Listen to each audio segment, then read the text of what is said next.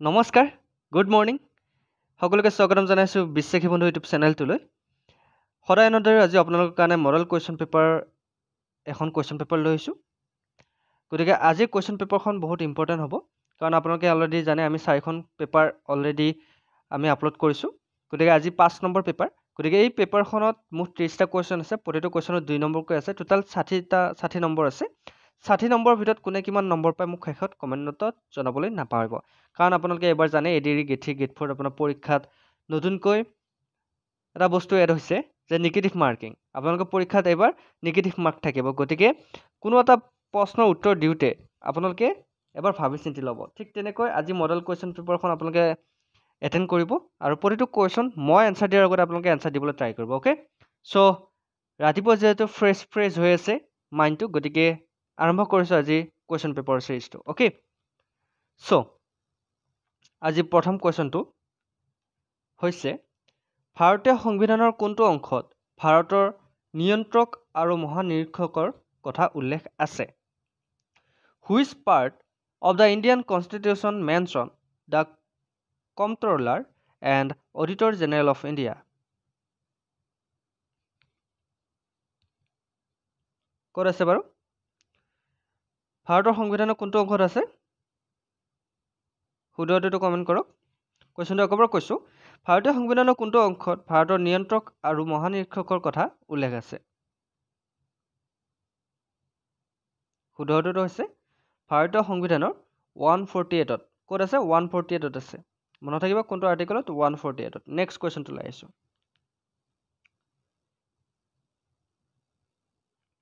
ভাৰতীয় সংবিধানৰ প্ৰস্তাৱনা অনুসৰি চূড়ান্ত ক্ষমতা দেশৰ হাতত নিহিত হৈ আছে ইয়াত খালী ঠাইত কি বহিব According to the preamble of the Indian Constitution, the ultimate power lies in the hands of ইয়াৰ খালী ঠাইত কি বহিব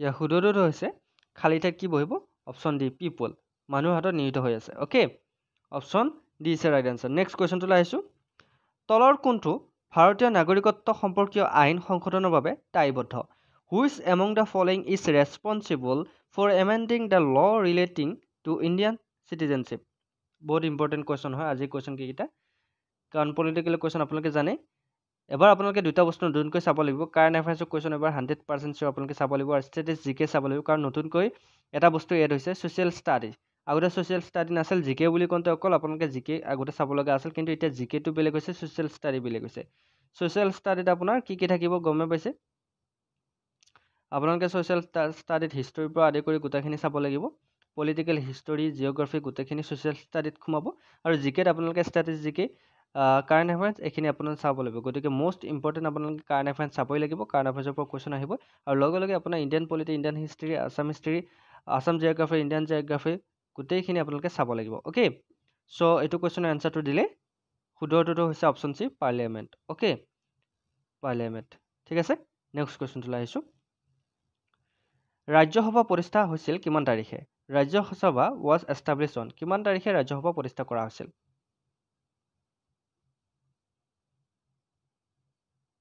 শুদ্ধটো কমেণ্ট কৰক কাৰণ ৰাতিপুৱা টাইম হয় ৰাতিপুৱাৰ সময়ত সদায় মাইণ্ডটো ফ্ৰেছ হৈ থাকে চ' কোনে কিমান নম্বৰ পাই প্ৰেক্টিছ কৰা ইয়াৰ শুদ্ধটো হৈছে option C is right answer 3 April 1952 চনত অ'কে 1952 আপোনাৰ 3 তাৰিখে এপ্ৰিলত 3 তাৰিখে ৰাজ্যসভা প্ৰতিষ্ঠা কৰা হৈছিল মনত থাকিব নেক্সট কুৱেশ্যনটো লৈ আহিছোঁ তলৰ কোনখন সমিতিয়ে পঞ্চায়তী ৰাজ ব্যৱস্থা স্থাপনৰ পৰামৰ্শ দিছিল which of the following committee recommended the establishment of the panchayat Raj system কোনখন কমিটিয়ে পৰামৰ্শ দিছিল ইয়াৰে ভিতৰত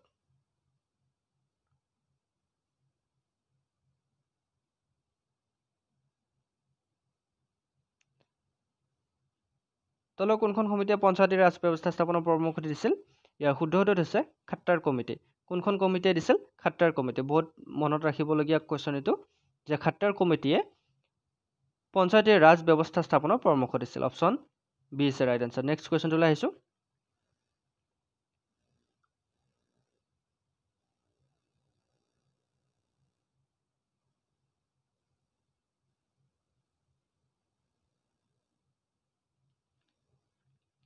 তলত উল্লেখ কৰা কেইটাৰ ভিতৰত কোনে ৰাষ্ট্ৰপতি আৰু মন্ত্ৰী পৰিষদৰ মাজত যোগাযোগৰ মাধ্যম হিচাপে কাম কৰে? Who among the following act as the medium of communications between the president and the council of ministers? এইটো কুৱেশ্যন বহুত ইম্পৰ্টেণ্ট কিন্তু দৰকাৰী যে কোনে ৰাষ্ট্ৰপতি আৰু মন্ত্ৰী পৰিষদৰ মাজত যোগাযোগৰ মাধ্যম হিচাপে কাম কৰে? ইয়াৰ ভিতৰত কোনজনে কাম কৰে বাৰু?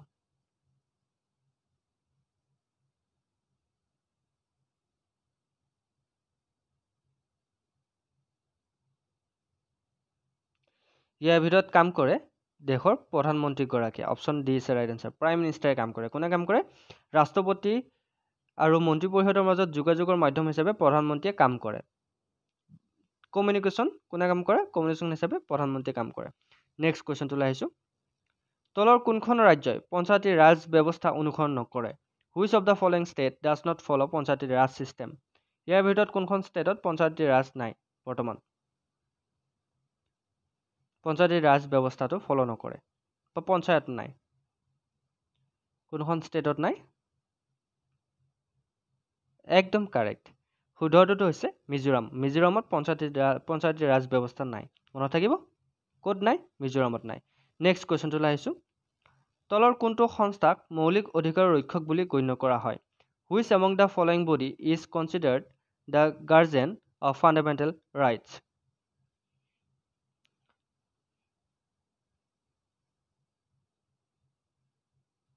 শুদ্ধটোতো হৈছে কমেণ্ট কৰিলে judiciary system.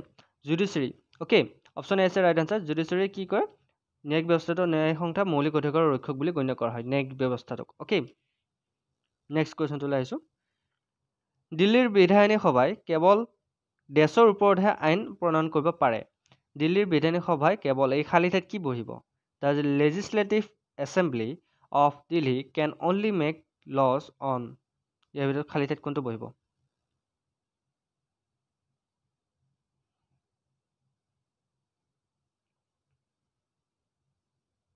Yes, the right answer is public. Okay, দিল্লীৰ বিধায়িনী সভাই মনত থাকিব কৈ আছো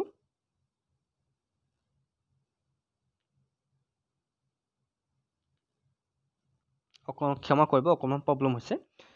চ' আকৌ আগবাঢ়িছোঁ। দিল্লীৰ বিধায়িনী সভাই কেৱল পাব্লিকৰ ওপৰতহে আইন প্ৰণয়ন কৰিব পাৰে। গতিকে option C is right answer. ইয়াতে পাব্লিক হ'ব। অ'কে মনত থাকিব। নেক্সট কুৱেশ্যনটোলৈ আহিছোঁ। তলত উল্লেখ কৰা সকলৰ ভিতৰত কোনে একেলগে সংবিধান আৰু আইন ৰক্ষা কৰা শপত লয়?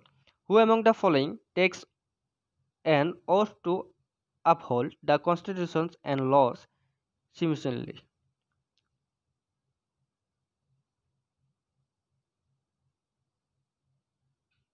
শুদ্ধটো হৈছে chief justice of India. Okay option A আছে ৰাইট আনচাৰ। নেক্সট কুৱেশ্যনটোলৈ আহিছোঁ। কোনখন উচ্চ ন্যায়ালয়ত সৰ্বাধিক বেঞ্চ আছে?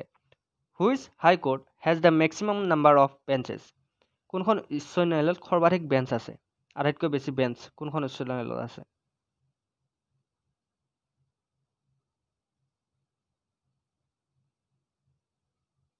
শুদ্ধটো হৈছে গুৱাহাটী হাইকোৰ্টত আটাইতকৈ বেছি সৰ্বাধিক বেঞ্চ আছে। নেক্সট কুৱেশ্যনটোলৈ আহিছোঁ। তলৰ কোনটো মৌলিক অধিকাৰে বলপূৰ্বক শ্ৰম আৰু 14 বছৰৰ তলত কাম কৰা শিশুক সুৰক্ষা প্ৰদান কৰে? Which of the following fundamental rights protects forced labour and children working under 40 years?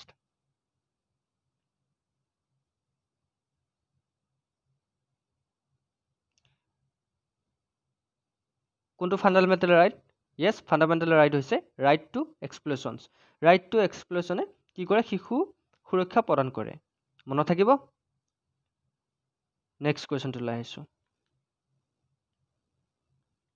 তলৰ কোনটো লেখা জৰুৰীকালীন অৱস্থাত কোনো ক্ৰমত স্থগিত ৰাখিব নোৱাৰিব? Which of the following article can not be suspended in any order in case of emergency? Emergency সময়ত তলৰ কোনটো স্থগিত ৰাখিব নোৱাৰিব? কোনটো আৰ্টিকল?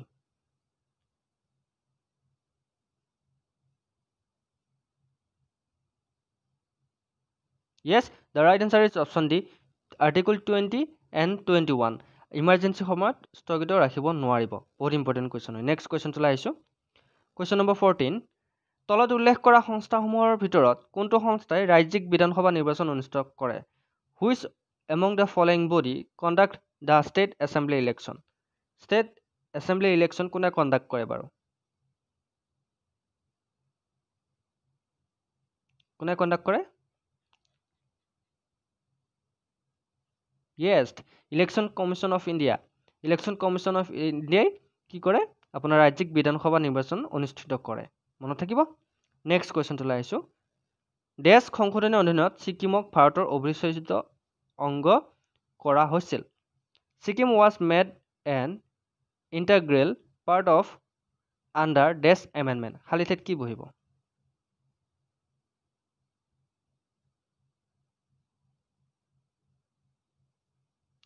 একদম কাৰেক্ট। খালী ঠাইত বহিব অপশ্যন বি 36। অ'কে, 36 নম্বৰ সংশোধনীৰ অধীনত ছিকিমক ভাৰতৰ অবিচ্ছেদ্য অংগ কৰা হৈছিল। মনত থাকিব কেই নম্বৰ? 36 নম্বৰ। নেক্সট কুৱেশ্যনটোলৈ আহিছোঁ। তলৰ কোনখন দেশে দ্বৈত নাগৰিকৰ নীতি মানি লৈছিল?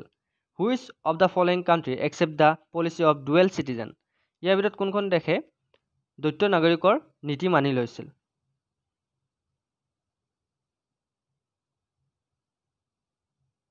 বা এতিয়াও চলে বাৰু, মানি চলে। USA, আমেৰিকাই। অ'কে, আমেৰিকাই দ্বৈত নাগৰিকৰ নীতি মানি লৈছিল বা মানি চলে এতিয়াও। Dual citizenship America. নেক্সট কুৱেশ্যনটোলৈ আহিছোঁ। ভাৰতীয় সংবিধানৰ পৃষ্ঠাসমূহ এইদৰে সজাই তোলা হৈছিল। The pages of the Indian constitution were decorated by. কেনেকৈ সজোৱা হৈছিল ভাৰতীয় সংবিধানৰ পৃষ্ঠাসমূহ?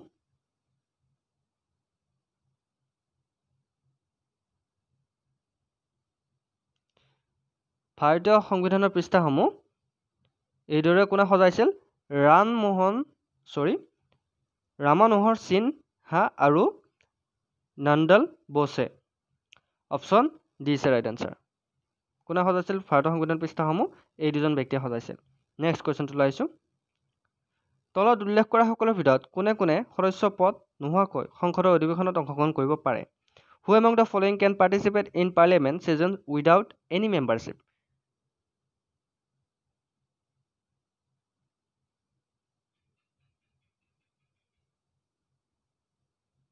কোনে পাৰে?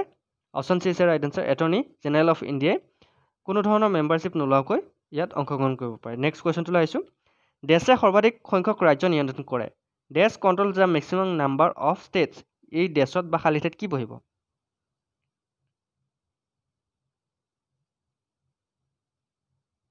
ইয়াৰ শুদ্ধ উত্তৰটো হৈছে অপশ্যন ডি, মুম্বাই হাইকোৰ্টে সৰ্বাধিক সংখ্যক ৰাজ্য নিয়ন্ত্ৰণ কৰে। মনত থাকিব। নেক্সট কুৱেশ্যনটোলৈ আহিছোঁ। ৰাজ্যসমূহৰ মুখ্যমন্ত্ৰীসকলক চিফ মিনিষ্টাৰ অফ ষ্টেটছ আৰু মেম্বাৰ অফ। ৰাজ্যসমূহৰ মুখ্যমন্ত্ৰীসকল কিহৰ member?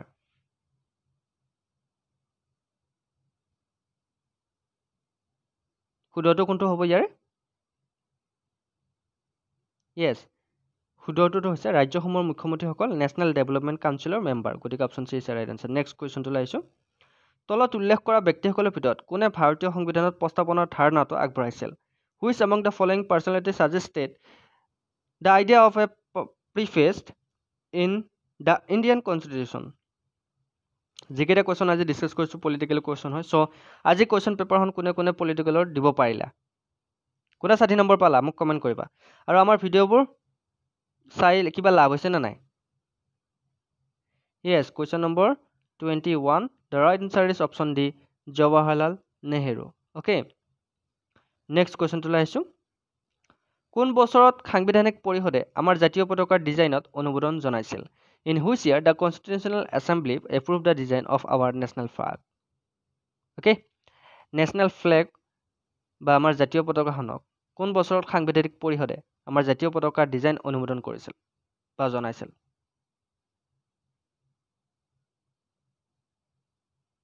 The right answer is 1947. Option B is the right answer. মনত থাকিব। নেক্সট কুৱেশ্যনটোলৈ আহিছোঁ। কোন বছৰত নিৰ্বাচনত ভাৰতীয় জাতীয় কংগ্ৰেছে প্ৰথমবাৰৰ বাবে সংসদত সংখ্যাগৰিষ্ঠতা হেৰুৱাইছিল? In which year election the Indian National Congress lost its majority in the parliament for the first time? কেতিয়া বাৰু প্ৰথমবাৰৰ বাবে ভাৰতীয় জাতীয় কংগ্ৰেছে নিজৰ মেজৰিটি কেতিয়া হেৰুৱাইছিল বাৰু, সংখ্যাগৰিষ্ঠতা?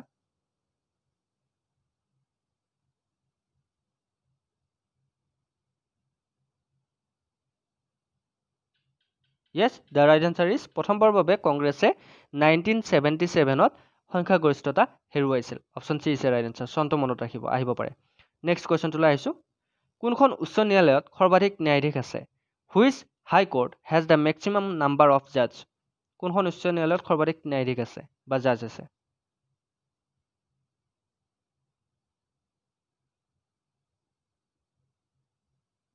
শুদ্ধটো হৈছে এলাহাবাদ হাইকোৰ্টত সৰ্বাধিক ন্যায়াধীশ আছে বা জাজ আছে। কিমানজন জাজ আছে বাৰু এলাহাবাদ হাইকোৰ্টত? কোনে ক'ব পাৰিব? কমেণ্ট কৰকচোন কোনে জানে। নেক্সট কুৱেশ্যনটোলৈ আহিছোঁ। লোকসভাৰ অধ্যক্ষই পদত্যাগ পত্ৰ দেশক দাখিল কৰে। কুৱেশ্যনটো আকৌ কৈছোঁ, লোকসভাৰ অধ্যক্ষই পদত্যাগ পত্ৰ দেশক দাখিল কৰে। কাক দাখিল কৰে বাৰু লোকসভাৰ অধ্যক্ষই পদত্যাগ পত্ৰ? The Lok Sabha speaker submit his resignation to. কাক ছাবমিট কৰে লোকসভাৰ অধ্যক্ষই? কৰা কমেণ্ট কৰা। Yes, the correct answer is deputy speaker. কাক ছাবমিট কৰে? ডেপুটি স্পীকাৰক ছাবমিট কৰে। Option B is right answer. Next কুৱেশ্যনটোলৈ আহিছোঁ। কোন ভাষাত ভাৰতৰ সংবিধানত মূলতঃ লিখা হৈছিল? In which language the constitution of India was mainly written? কোনটো ভাষাত লিখা হৈছিল বাৰু আমাৰ সংবিধানখন?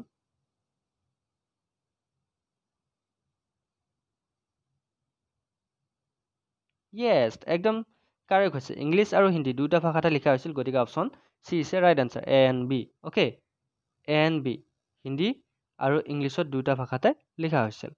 নেক্সট কুৱেশ্যনটোলৈ আহিছোঁ। ভাৰতীয় সংবিধানে কোনটো ভিত্তিত সংখ্যালঘুৰ অনুপাত স্বীকৃতি দিছে? On which basis does the Indian constitution recognize the ratio' of minorities? আমি যে মাইনৰিটি বুলি কওঁ বা সংখ্যালঘু, কিহৰ অনুপাতত বা কিহৰ ভিত্তিত সংখ্যালঘুৰ অনুপাত স্বীকৃতি দিছে ভাৰতীয় সংবিধানে? এইটো আৰু ক'ব লাগে নেকি? Yes, বহুতে এইটো ভুল কৰে। ৰিলিজন বেচিছ বুলি বহুতে ভাবে, কিন্তু নহয়, পপুলেশ্যন বেচিছ। পপুলেশ্যন বেচিছত আপোনাৰ ভাৰতীয় সংবিধানে আমাৰ সংখ্যালঘু অনুপাত স্বীকৃতি দিছে। গতিকে বহুতে ৰিলিজন বেচিছ বুলি লিখি থৈ আহিব পৰীক্ষাত, কিন্তু ভুল। কাৰণ হিন্দু মুছলিম শিখ ইছাই বহুতে বহুত ধৰ্ম আছে কাৰণে বহুতে ৰিলিজন ভিত্তিক আমাৰ কি কৰে? সংখ্যালঘুৰ অনুপাতটো তেওঁলোকে ধাৰণা কৰে। কিন্তু একচুৱেলি এইটো পপুলেশ্যন বেচিছত হয়, যে হিন্দু ধৰ্ম কিমান আছে, ইছলাম ধৰ্ম কিমান আছে, শিখ ধৰ্ম কিমান আছে, সেই হিচাপত আপোনাৰ ভাৰতীয় সংবিধানে সংখ্যালঘু অনুপাত স্বীকৃতি দিছে। নেক্সট কুৱেশ্যনটোলৈ আহিছোঁ। দেশ অনুসৰি ৰাষ্ট্ৰপতি উচ্চতম ন্যায়ালয়ৰ পৰা পৰামৰ্শ লোৱাৰ অধিকাৰ আছে। একৰ্ডিং টু দেশ the president has the right to take advice from the supreme court? কোনটো আৰ্টিকলৰ অনুসৰি ৰাষ্ট্ৰপতি উচ্চতম ন্যায়ালয়ৰ পৰা পৰামৰ্শ লোৱাৰ অধিকাৰ আছে? কোনটো আৰ্টিকলত আছে বাৰু? কোনটো অনুচ্ছেদত আছে?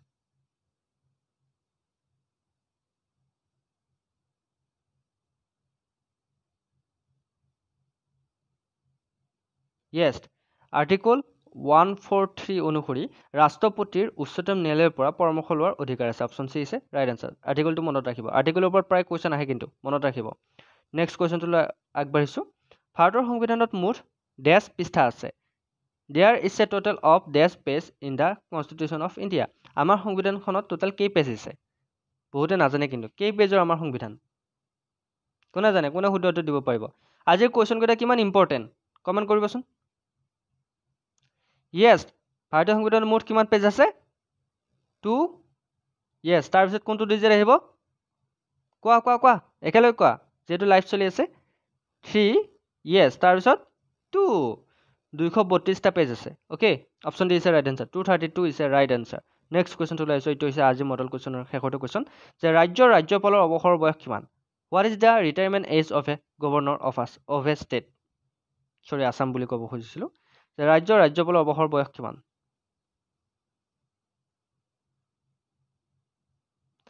ইয়াতে কোনো স্পেচিফিক কোনো এজ নাথাকে, কিন্তু হ'লেও মিনিমাম 65 বুলি ধৰা হয়। কিন্তু এইটো আপোনাৰ কোনো স্পেচিফিক এজ নাই। 60 ইয়াৰটো কোনোবা ৰিটায়াৰ হয় 62ত, কিন্তু এটা এজ তেওঁলোকে ধৰি দিয়া নাই। গভৰ্ণৰ এজটো কোনে জানে বাৰু? কমেণ্ট কৰিবচোন। মিনিমাম 65 নট স্পেচিফাই ইয়াতে ধৰি দিয়া নাই, কিন্তু কথা হ'ল option D is right answer ইয়াৰে। কিন্তু একজেক্ট এজটো কোনে জানে মোক কমেণ্ট কৰিব।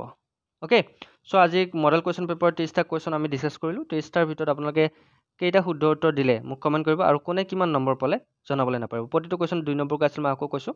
আৰু এতিয়ালৈকে যদি আমাৰ চেনেলটো ছাবস্ক্ৰাইব কৰি দিয়া নাই, ছাবস্ক্ৰাইব কৰি দিব, কাৰণ আমাৰ 3টাকৈ ক্লাছ আহি আছে প্ৰতিদিনে ADAD 2.0 কাৰণে। গতিকে ক্লাছকেইটা বহুত ইম্পৰ্টেণ্ট হয়, সেইকাৰণে ইগন'ৰ নকৰিব। কাৰণ জিকে পাৰ্টৰ পৰা বহুকেইটা কুৱেশ্যন আহিব, এবাৰ 60টা কুৱেশ্যন আহিব জিকেৰ পৰা। ধেমালি নহয় গতিকে জিকে কেইটা যদি আপোনালোকে এৰি থৈ যায় তেনেহ'লে বাকীবোৰ কুৱেশ্যন কৰিলেও আপোনালোকে পৰীক্ষাত ফেইল হ'ব সেইটো মনত ৰাখিব চ' দিনটো ভালে ভালে যাওক সকলোকে শুভেচ্ছা জনাই আজি ভিডিঅ'টো ইমানতে সমাপ্ত কৰিছোঁ কাইলৈ আকৌ লগ পোৱাৰ প্ৰতিশ্ৰুতিৰে জয় হিন্দ জয় অসম